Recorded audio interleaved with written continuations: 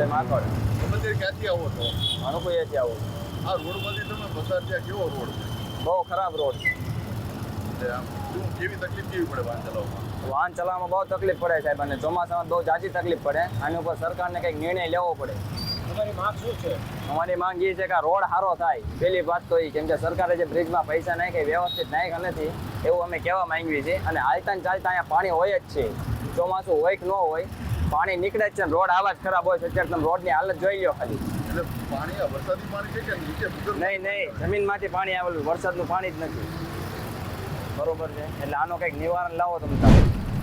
નામ છે તમારું? નિલેશભાઈ ક્યાંથી તમે સફરો લઈને આવો છો? વાસવાથી. રસ્તો કેવો છે પાછળ? રસ્તો તો બહુ ઉપર ખાબડ છે. એટલે શું તકલીફ શું પડે ચલાવવામાં? અરે ચલાવવા માટે ડિસ્કો થાય છે. તમારી શું માંગ છે? માંગ તો એ છે કે રોડ સાફ હરખો લેવલ કરીને ખાડા બાડા પૂરે. એટલે વાહને નુકસાન થાય ખરું? વાહને નુકસાન થાય જ છે ને. એક્સેલ ભાંગી જાય કે બોલ ભાંગી જાય. લક્ષ્મણભાઈ, અત્યારે ક્યાંથી આવો છો તમે? હું આવ્યો છું શંકરપરામાંથી. અત્યારે આ તમે વાહન ચલાવીને આવ્યા, રોડ રસ્તા કેવા છે?